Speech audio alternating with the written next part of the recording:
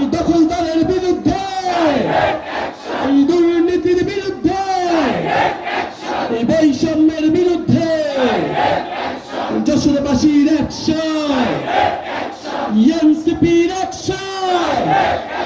যশোরে কোনো পার্টি আছে? গণঅভ্যুত্থানে কোনো পার্টি আছে? আগামী সংসদের কোনো পার্টি আছে? কোন সেই পার্টি? সবাই বলো, হাতের তালে, মুখের তালে, সারা বাংলা যশোরে উত্তরবঙ্গবাসী আসসালামু আলাইকুম। জুলাই গণঅভ্যুত্থানের 1 বছরের দ্বার প্রান্তে এসে আমরা এসেছি যশোরে। আমরা শুনতে পাচ্ছি আপনাদের কাছ থেকে সেই বিপ্লবী স্লোগান, আমরা দেখতে পাচ্ছি আপনাদের প্ল্যাকার্ডে, ফেস্টুনে সেই সংস্কারের আহ্বান। প্রিয় যশোরবাসী, জাতীয় নাগরিক পার্টি দেশ গড়তে জুলাই পদযাত্রা শুরু করেছে। যেই জুলাই পদযাত্রায় আজকে আমরা এখানে এসেছি, নতুন দেশ গড়ার আহ্বান জানাচ্ছি। এই গণঅভ্যুত্থানে আপনাদের যশোরের সন্তানেরাও শহীদ হয়েছেন। আমরা স্মরণ করছি সেই সকল শহীদদের। আমরা স্মরণ করছি শহীদ রাব্বিকে, শহীদ ইমতিয়াজকে, শহীদ তৌহিদকে, সেই সকল শহীদ পরিবারদেরকে শ্রদ্ধা জানাচ্ছি। যারা আহত হয়েছিলেন, যারা এখনো আহত অবস্থায় আছেন, তাদেরকে সম্মান জানাচ্ছি। প্রিয় যশোরবাসী, প্রথম শত্রুমুক্ত এলাকা হয়েছিল।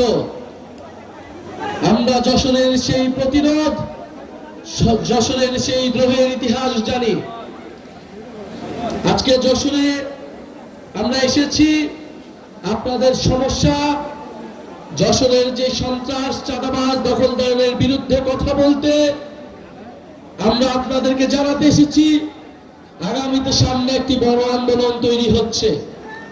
সেই আন্দোলন হচ্ছে দুর্নীতিবাজ এবং চাঁদাবাজদের বিরুদ্ধে। গণঅভ্যুত্থানের মাধ্যমে আমরা সংস্কার এনেছি, কিন্তু এই সংস্কার প্রক্রিয়া পদে পদে বাধাগ্রস্ত হচ্ছে দুর্নীতিবাজ, দখলদার এবং চাঁদাবাজদের কারণে। এবার আমাদের মাঠে নামতে হবে দুর্নীতিবাজ এবং চাঁদাবাজদের বিরুদ্ধে। আজকে লিখে একটি বড় আন্দোলন তৈরি হতে যাচ্ছে দুর্নীতির বিরুদ্ধে এবং চাঁদাবাজের বিরুদ্ধে। দুর্নীতি যারাই করবে, যদি এনসিপির লোকেরা করে, তার বিরুদ্ধে সাধারণ মানুষজন রাস্তায় নামবে। ফলে যারা দুর্নীতিবাজ, নানান দলের বিরুদ্ধে ভিতরে অনুপ্রবেশ করেছেন, তারা এখনই সাবধান হয়ে যান, হুঁশিয়ার হয়ে যান। প্রিয় যশোরবাসী, আমরা জানি যশোরের স্বাস্থ্য অব্যবস্থাপনা, মানুষ এখানে স্বাস্থ্য সুবিধা পায় না, থাকলেও সেটি এখনো সম্পূর্ণভাবে চালু করা সম্ভব হয়নি। সেখানে আইসিইউ চালু করা সম্ভব হয়নি। মানুষকে এখনো খুলনায় যেতে হয়, আরো দূর দূরান্তে যেতে হয়। আমরা চাই যশোরের মানুষ যশোরেই সেবা পাবে। আমরা চাই ভবদহ বিলের জলাবদ্ধতার কথা জানি। আমরা এই যশোর এলাকার জেলার যে জলাবদ্ধতার সমস্যা রয়েছে, দীর্ঘদিন ধরে মানুষের ভোগান্তি হচ্ছে, সেই সমস্যার কথা জানি। সরকার এসেছে, যেই নতুন সময় এসেছে, যেই নতুন রাজনীতি এসেছে, আমরা চাই এই সময়ে এসে এই যশোরবাসীর দীর্ঘদিনের সমস্যা, দীর্ঘদিনের ভোগান্তি দূর হবে এবং এই দূর করার দায়িত্ব নিতে হবে জাতীয় নাগরিক পার্টির নেতৃবৃন্দকে। কথা জানি, মাদক পাচারের কথা জানি, সীমান্ত দিয়ে এই সকল সমস্যার বিরুদ্ধে গণঅভ্যুত্থানের ছাত্র তরুণ নাগরিকদেরকে দাঁড়াতে হবে। যে কোন ভাবে গণঅভ্যুত্থানে আপনারা দেশের স্বাধীনতা, সার্বভৌমতার পক্ষে দাঁড়িয়েছিলেন, ঠিক একই ভাবে আমাদেরকে আবারও যশোর সহ পুরা বাংলাদেশের সাধারণ মানুষের সমস্যার কথা বলতে হবে। তাদের লক্ষ লক্ষ কোটি কোটি মানুষের কথা আমাদের বলে। এই কোটি কোটি মানুষের দল নাকি তাদের? এই কোটি কোটি মানুষ, লক্ষ লক্ষ মানুষ আমাদেরকে দেখায়েন না। আমরা ফ্যাসিবাদের আমলে দেখেছি কার কত মানুষ ছিল এবং সেই মানুষেরা কত কত আন্দোলন গড়ে তুলেছিল।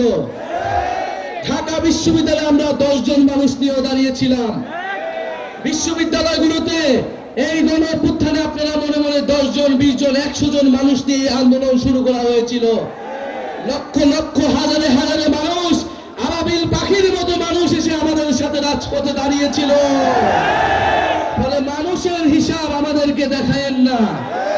যদি নৈতিকতার সাথে থাকেন, যদি ইনসাফের সাথে থাকেন, একজন মানুষ 1 লক্ষ মানুষের থেকেও শক্তিশালী হয়ে দাঁড়ায়। ইনশাআল্লাহ আমরা সেই একজন মানুষ হতে চাই। যশোরবাসী, আমরা দুর্নীতির বিরুদ্ধে, বৈষম্যের বিরুদ্ধে একটি ইনসাফ ভিত্তিক রাজনীতি গড়ে তুলতে চাই। আমরা দায় ও দরদের একটি রাষ্ট্রনীতি গড়ে তুলতে চাই, যেখানে সমাজের সকল ধরনের মানুষ, নারী পুরুষ, ধর্ম বর্ণ নির্বিচারে সকলের হক নিশ্চিত করা সম্ভব হবে। বলেছেন নির্বাচনকে পিছিয়ে দেওয়ার চক্রান্ত করা হচ্ছে। আমরা বলেছি বিচার সংস্কার এবং নির্বাচন আমরা চাই। বিচার সংস্কার ছাড়া নির্বাচন বাংলার জনগণ মেনে নেবে না। যারা বিচার সংস্কার ছাড়া নির্বাচনের পরিকল্পনা করে তারাই নির্বাচনকে পিছিয়ে দেওয়ার ষড়যন্ত্রে লিপ্ত। ফলে নির্বাচন ভোটাধিকারের পক্ষে সত্যিকার অর্থে লড়াই করে যাচ্ছে গণঅভ্যুত্থানের নেতৃত্ব, জাতীয় নাগরিক পার্টির নেতৃত্ব। আমরা উত্থানের পরে আমরা বলেছি বাংলাদেশের প্রতিষ্ঠানগুলোকে দাঁড়া করাতে হবে। গত 54 বছর ধরে বাংলাদেশের প্রতিষ্ঠানগুলোকে দাঁড় হইতে দেওয়া হয় নাই। বাংলাদেশের যে রাষ্ট্রীয় প্রতিষ্ঠান, সাংবিধানিক প্রতিষ্ঠান, জনগণের প্রতিষ্ঠান, তাদের সবসময় দলীয়করণ করা হয়েছে। যেই দল ক্ষমতায় এসেছে সেই দলই দলীয়করণ করেছে। খালি হাসিনার ভাগ্য ভালো, তারা 16 বছর ধরে থেকে সম্পূর্ণভাবে দলীয়করণ করতে পেরেছে, অন্যরা সেটা করতে ব্যর্থ হয়েছে। পুলিশ কোনো দলের অনুসারী হবে না, সরকার দলের অনুসারীও হবে না। আমরা চাই আমলাতন্ত্র প্রশাসন কোনো দলের অনুসারী হবে না। পুলিশ প্রশাসনের প্রমোশন কোন রাজনৈতিক দলের নেতা, সরকারি দলের নেতার উপর নির্ভর করবে না। তাদের মেধা যোগ্যতা অনুযায়ী তাদের প্রমোশন নির্ভর করবে। আমরা বাংলাদেশের সার্বভৌমত্বের পক্ষে কথা বলবে, বাংলাদেশের প্রতিরক্ষা ব্যবস্থাকে শক্তিশালী করবে, বাংলাদেশে গণপ্রতিরক্ষা তৈরি করবে। আমরা চাই না এই সেনাবাহিনীর অফিসার, তারা ডিজিএফআই অফিসার, তারা গুমের সাথে জড়িত হবে, সেনাবাহিনীর মতো প্রতিষ্ঠানকে কলঙ্ককরণ করবে। আমরা এই কলঙ্ক দূর করতে চাই। আমরা বন্ধুগণ, নির্বাচন কমিশন গত 16 বছর সবচেয়ে বেশি দলীয়করণ করা হয়েছে।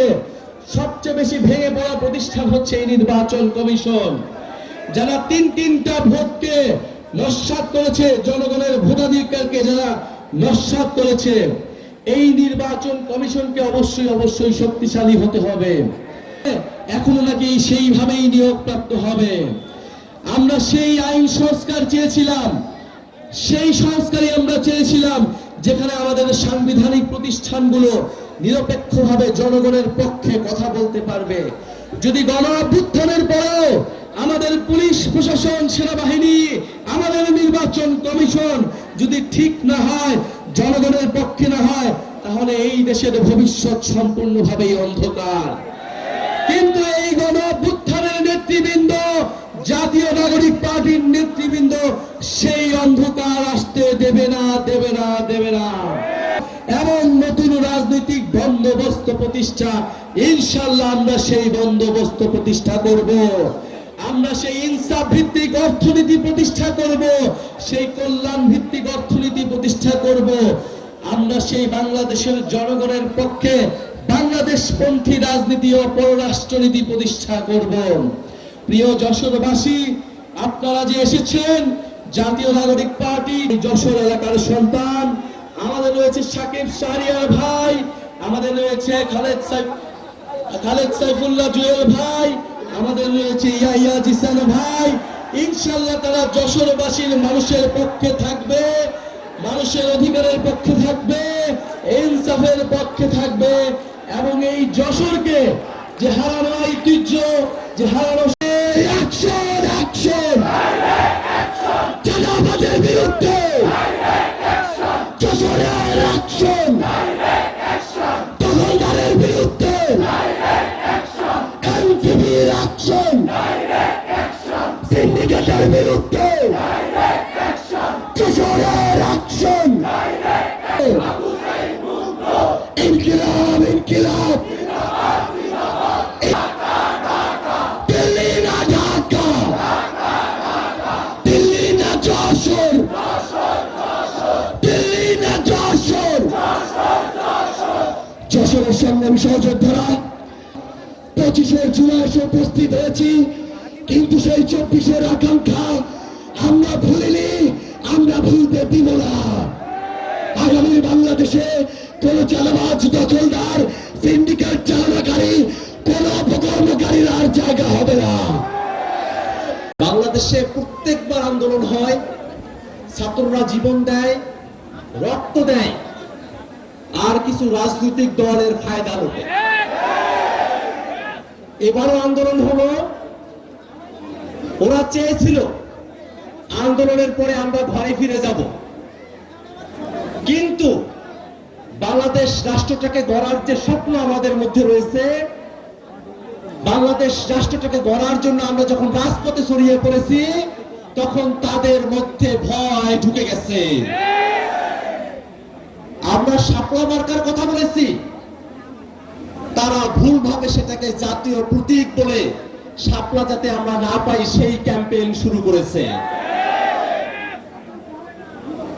আমরা যখন বাংলাদেশের সংস্কারের কথা বলছি, বিচারের কথা বলছি, তারা তখন শুধু নির্বাচনের কথা বলছে।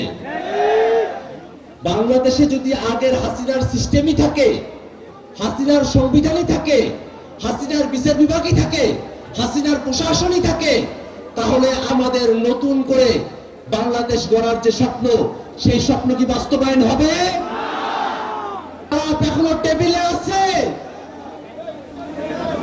সংস্কারের আলাপ টেবিল থেকে আপনারা রাজপথে আনতে বাধ্য করবেন না। সংস্কারের আলাপ যদি আপনারা টেবিলের আলোচনায় সম্মত না হন, বাংলাদেশের মানুষ জুলাই অভ্যুত্থানে যেভাবে রাজপথে নেমে এসেছিল সংস্কারের দাবিতে, তার থেকেও বহুগুণে তারা রাজপথে নেমে আসবে ইনশাআল্লাহ। ভারতকে যা দিয়েছি, ভারত তা আজীবন মনে রাখবে। ভারত মনে রেখেছে, আমরাও কিন্তু মনে রেখেছি। বাংলাদেশের মানুষের উপরে সরাসরি গণহত্যা চালিয়ে শেখ হাসিনা ভারতে আশ্রয় নিয়েছে। আমরা ভারত সরকারের কাছে বিনীতভাবে আহ্বান জানাবো, বাংলাদেশের গণহত্যাকারী, মানবতা বিরোধী অপরাধী, হাজারো খুনের খুনি শেখ হাসিনাকে বাংলাদেশের বিচার বিভাগের কাছে সোপর্দ করতে হবে। এই নতুন রাজনৈতিক জনগোষ্ঠী বাংলাদেশের স্বার্থকে প্রধান করে দেখে। গোষ্ঠী স্বার্থ, ব্যক্তি স্বার্থ, ধর্মীয় স্বার্থ, সম্প্রদায়ের স্বার্থকে ভুলে গিয়ে বাংলাদেশ রাষ্ট্রকে নতুন করে গড়ার যে মিশন, সেই মিশনের সাথে যশোরের নাগরিকরা, যশোরের এনসিপির ভাইরা, যশোরের সাধারণ মানুষেরা, আপনারা কি নতুন বাংলাদেশ গড়ার এই মিশনের সঙ্গে যুক্ত আছেন? পর্যন্ত রাজপথ দখলে রাখার মানসিকতা আমাদের আছে? ভাইরা আমার, বাংলাদেশের মানুষেরা দীর্ঘ সময় ধরে নিষ্পেষণের মধ্য দিয়ে গিয়েছে। উন্নয়নের গল্পের কথা বলা হয়েছে, কিন্তু বাংলাদেশের প্রতিষ্ঠানগুলোকে পুনর্গঠিত হইতে দেওয়া হয় না। বাবার লড়াই, এই নতুন লড়াইতে, বাংলাদেশ রাষ্ট্রের প্রতিষ্ঠানগুলোকে গড়ার লড়াইতে আপনাদের সকলের স্বতঃস্ফূর্ত অংশগ্রহণ প্রত্যাশা করে আমি আমার বক্তব্য এখানে শেষ করছি।